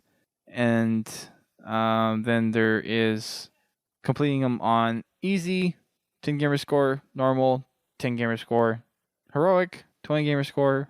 And Legendary, 30 gamer score. And the one for Legendary is aptly named Finished the Fight. Then there is one for finding every single skull in Halo 3, and those are 5 gamer score apiece. And then if you collect all of them, it's worth 20 gamer score in total for Witch Doctor. That's the title of it. There is also one for finding or activating all the terminals in Halo 3, all 7 of them. And those are all 5 gamer score apiece. Then there's the Cortana terminal on Cortana that's titled the terminal, but it's not part of the other 7, so to speak. That one's 5 gamer score. And then if you activate all the Halo 3 terminals, it's no stone unturned for 20 gamer score. Next one is Whispers Across the Galaxy. View the communique from Mendicant Bias. That's part of the terminal stuff. I believe it's the last terminal when you actually view all the other terminals is when that pops up, if I remember correctly. I could be slightly mistaken. That's 5 gamer score. Gruilla is okay. So these are all beat par score, 10 gamer score apiece. Gruilla is for Sierra 117, and then these are just in order of the maps: King of the Crows, Cavalier, Askar, Exterminator, Ranger, Vanguard, Orpheus, Torchbearer, and then if you complete every Halo 3 mission and beat the par score, it's called Better with Age for 20 gamer score. And then going to par time, in order 10 gamer score apiece, Speedy 117, Time Shift, Highway Robbery, Lightning Strike, Dam Buster, Waypoint, Scarab Slide, Making History, Go Chief Gun It, Speed Demon is for beating all the par times. 20 gamer score. Next one is Annual. Complete Halo 4 on 4-player legendary co-op with Iron Skull and everyone in Ghosts. So that is the Vidmaster for those who don't remember. That's 10 gamer score. Dirge of Magical. Listen to a hidden music cue in Halo 3. I know where that one is. 5 gamer score. Primate. Find your first missing links. That's 5 gamer score. Haplorahini. I have no idea how you say that one. Find a lonely missing link. 5 gamer score. Can't keep him down. Fight alongside and listen to The Man. The legendary Chips Dubbo. 5 gamer score. Flip Yap. Listen to the tale of the young grunt named Flip Yap. 5 gamer score. Heading to his destiny. Destined for greatness. 5 gamer score. Wonder what that one is. Sounds familiar? This stuff is your history. 5 gamer score. Milk Carton. Find the poster of the missing man. 5 gamer score. Cool story, bro. Listen to the story of the final grunt. 5 gamer score. Third time's a charm. Play a game of Halo 3 on the 25th of any month. 5 gamer score. Missing link. Watching, waiting, plotting. 5 gamer score. A preference for pain. Complete the Halo 3 Lazo campaign list. 30 gamer score. Aficionado. Complete 3 Halo 3 playlists for 20 gamer score. And then Boot Camp Hero. Complete just 1 Halo 3 playlist for 10 gamer score. And on to Halo 4 and the last set of achievements. My voice is getting tired. Complete all of the campaign missions for 10 gamer score apiece. and then completing it on easy 10 gamer score, normal 10 gamer score, heroic 20 gamer score, and 30 for legendary. Lone Wolf is complete every level of the game on legendary difficulty by yourself. Let's call it, Lone Wolf Legend. And that is 30 gamer score. Then activate all the terminals are 5 gamer score apiece. And then if you activate them all, it's for total of 20 gamer score. Digging up the past, access the Master Chief records on the Dawn, 5 gamer score. This is my rifle, this is my gun, carry Unity weapon all the way through Forerunner on heroic or legendary. Bros to the close, complete Infinity without one preventable Marine death on heroic or legendary. And a lot of these are same ones that were in Halo 4 for the Xbox 360. Mortardom on Reclaimer, use a Wraith to kill at least 4 enemy Wraiths on heroic or legendary, 10 gamer score. Explore the floor. Trick or force a hunter to fall to its demise on Shutdown, 10 gamer score. Give him the stick. Take out both hunters using only the sticky detonator on Composer, 10 gamer score. Chief Smash. Kill 3 crawlers in one hit with the gravity hammer on Midnight, 10 gamer score. You're no chips. What do Marines know about sticks? 5 gamer scores. Piece of cake. Okay, here we go. Part-time on each level. 10 gamer score piece. Beating all of them, 20. The first one is Piece of Cake for Dawn. Interloop Looper for Requiem. These are just going in order. Raging in the Dark. Outer Bros. Or Ouroboros. Sorry. Give me that. Shut down everything. Symphony of Pain. Countdown. And then for all of them, it's easy as 1, 2, 3. Then beating par score is 10 gamer score piece. Going in order again. Gunslinger. Dark Fortress. Shadow of Sundered Star, Jungle Warfare, Librarian's Pet, Emergency Shutdown, Headbanging, Witching Hour, and then for all of them, it's called You Had It Coming for 20 gamer score. Next one is a long time ago. Playing a game of Halo 4 on the 6th of any month is 5 gamer score. Naked Tyrant. Ooh, that's a shout out to Mythic Tyrant and Naked Eli. That's really awesome. That is cool. That's okay. Wow. I wonder if they know that. I'll have to. I don't know. Catch up with them and see if they know that. Yeah, that's a shout out to Naked Eli and Mythic Tyrant. For 30 gamer score, complete the Halo 4 Lazo campaign list. Defo complete 3 Halo 4 playlists for 20 gamer score. And then Chest of Gold, complete a Halo 4 playlist. And that, ladies and gentlemen, is all your achievements for Halo, the Master Chief Collection. That's a lot. I got two things to say after you talking that all those achievements. One, who decided every single name for all those achievements? And two, I have no idea. And two, Podtacular has a lot of achievements. Oh my gosh. There's going to be so many achievement nights when we get to it. There really are. That is crazy. It's going to be nuts. Yeah. I imagine I'll be probably over 2,000 gamer score within the first week. Yeah. Or more. Probably a lot more. Yeah. Something that's also really, since we're talking about achievements, I popped on Halo 4 last night. The first thing that happens is I get 11 achievements for 283 gamer score. I had no idea. Yeah, a lot of people actually saw that. I was like, okay, what just happened? I was really confused. And I realized it's like, I'm at 18,000 gamer score now. And I didn't have to do anything. So I saw a lot of people on Twitter yesterday tweet out that they got a bucket load of achievements unlocked. Yeah, and this was shortly after Bonnie put out a tweet on Twitter saying that the stuff with the DLC, downloading a lot of stuff was fixed. So whenever I guess people loaded up, Halo just kind of did a check on all the achievements, and then if someone actually unlocked or was supposed to unlock achievements, they unlocked everything. Yeah. That they were supposed to get. So yeah, I know some people that got 13 achievements, got 18 achievements, got like 375 gamer score just by opening Halo 4 and all that stuff. So I was really happy. I was like, I only got that many more achievements to go. I don't have that many left to complete Halo 4, which is nice. So yeah.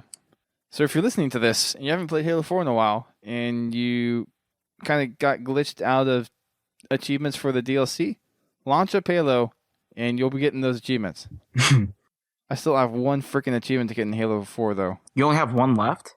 Yeah. Which one's that? Assassinate the ball carrier within 5 meters of your goal. That one's a pain in the butt.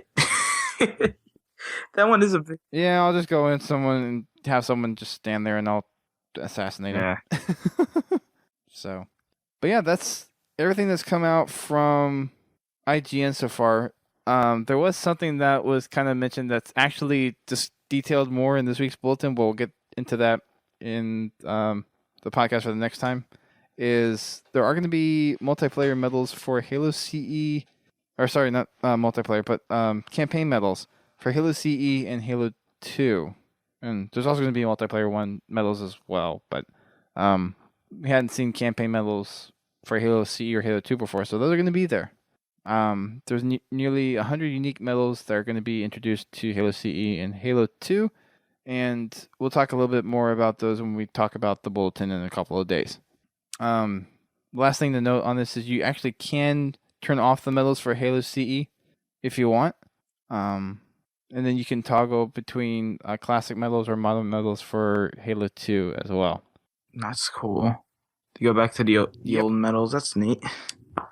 Yeah, so we'll talk a little bit more of that next time we do a podcast talking about the bulletin for this week.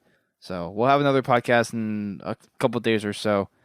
We just kind of wanted to do a podcast focused on the IGN stuff because that's a lot of information that came out, and we're supposed to be still getting a lot of information coming out the next week too. So there may be a few weeks here where you may see us putting out 2 podcasts a week, which some people I know will absolutely love, and some people will be like, this is too much stuff. But there's a lot of stuff to cover up until the Master Chief Collection comes out. So 4 more weeks, just about. We're getting to that point. All right. Yeah, that was weird. I accidentally bumped my internet. Oh, okay. So, but yeah, we're nearly there. Master Chief Collection is very, very close down the road. And officially, as of right now, as we're recording this, 1 month away. Yep, 30 days. Not much longer to go. Ooh. Yeah, I'm excited. I cannot wait. Man. Once November 11th comes around, though, my just all my free time is out the window. Oh my gosh, yes. And I mean, that's just it. It's like, now here's a question: what are you gonna do first? Like, what's the first thing you're gonna do when you pop in Halo? Like, other than like installing it and all that stuff. First thing I'm gonna do? That's a tough one. It's tough. I bet that. Why you put me in this situation? Hey, listen. When I was brought on the show, you put me in a hard situation. I have to ask that question, man. I would. You know what? I'm going to say probably multiplayer, just because I'm going to have a lot of people online that want to play multiplayer. Yeah. But within that first week, I will finish Legendary on all the missions for campaign. Ooh. Within that first week. I'm pretty sure I will. If I could get a mission done, if I could get a campaign done, we can co-op it. That's true. I mean, I can probably co-op it with just. I mean, maybe that's what I'll do is maybe I'll co-op campaign instead. But we'll see.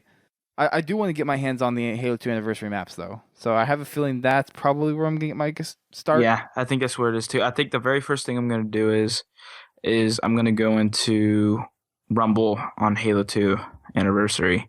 I think that's the first thing I'm going to do. And the thing is, it's like, I'm going to go in there and I'm going to be like, yeah, this is what's happened. Like, it's the same sensation I did when I Halo 4. It's like, you've been waiting so long for the game. It's like, I'm playing it.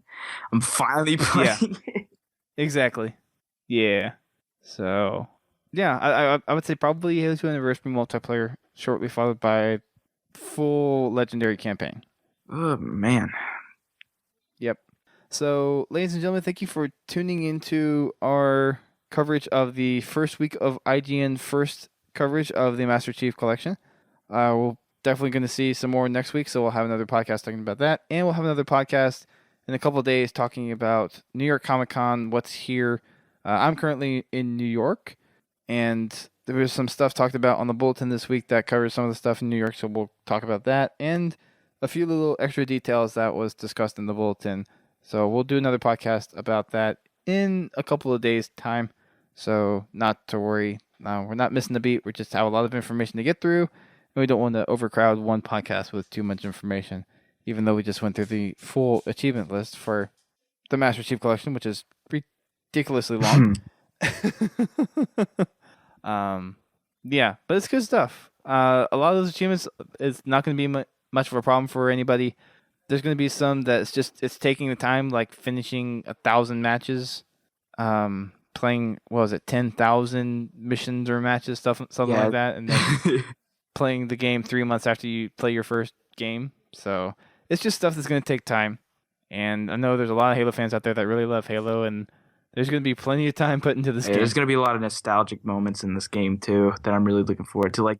The one thing that when you said the achievement for High Ben for Breaking Benjamin for Ben Burley, that was one of the things like I actually found by myself without looking like at a tutorial or anything by accident. Like I wasn't purposely looking for it. I was looking to see if there was something over there, but it was really cool. And I was like, I wish there was some, like when I played it back when achievements were out, I was like, I wish there was an achievement for it or something. And now there is. So that's cool. I actually hadn't heard of that one before. The Ben Burley one? Yeah. Yeah, that's cool. It was a Bungie giving Ben a little bit of a shout out kind of deal. Or just got it. That's cool. Yeah. Though.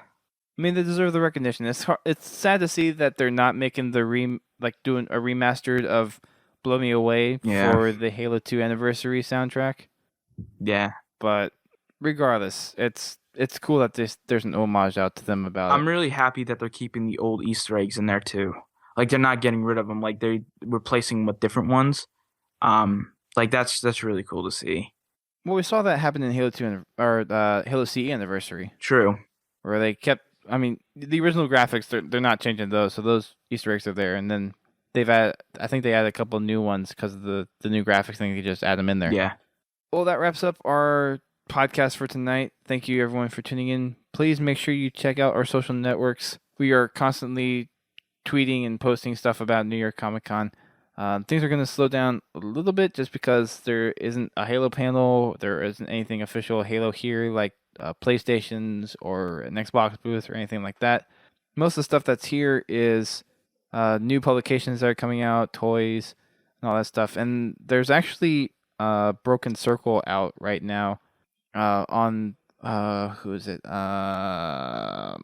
It's the new company that's managing the books, Simon and Schuster, I think is how you say it. But they just got a final print copy of Broken Circle, and they have one on display.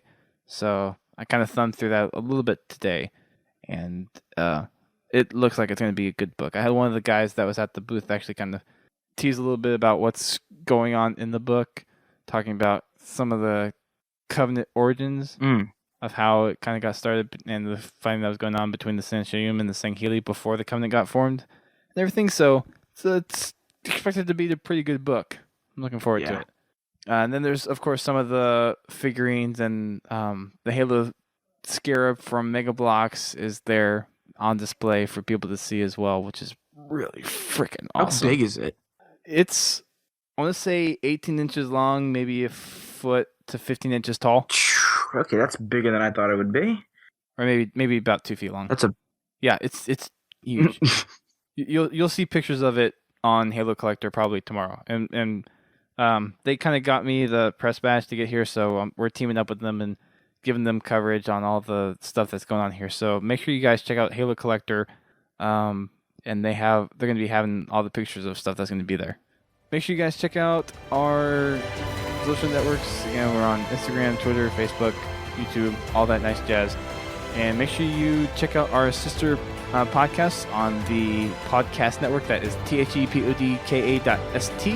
And it includes podcasts like Guardian Radio, Critscast, Reachcast, Work in Progress, and How to Murder Time.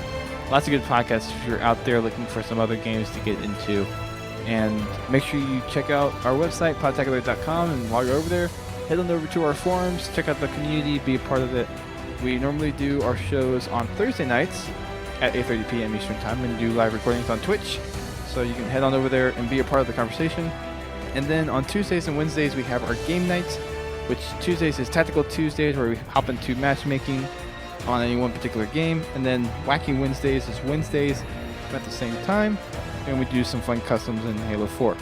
And a lot of that will change as the Master Chief Collection comes out, of course, but days and times will probably stay the same, but how we do it versus if we're doing 360 or Xbox One, all that is going to be changing here pretty soon. So make sure you check on the forums. Make sure you check out social networks as we kind of update you guys on what's going on over the course of that transition. And that's going to wrap it up for us tonight. Thank you everyone who is out here on the live stream late here Friday night. We appreciate every single one of you guys for tuning in. And we will see you guys next time. Keep on fragging that huge freaking achievement list.